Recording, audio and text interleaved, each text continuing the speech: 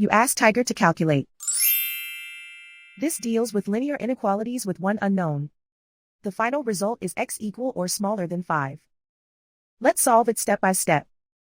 Group all constants on the right side of the inequality. Subtract 16 from both sides.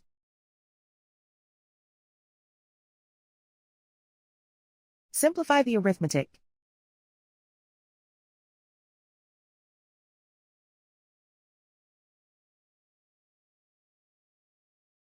Isolate the x.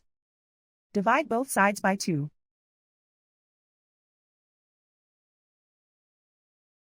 Simplify the fraction.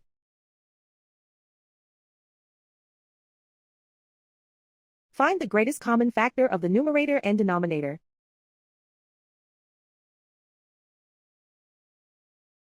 Factor out and cancel the greatest common factor.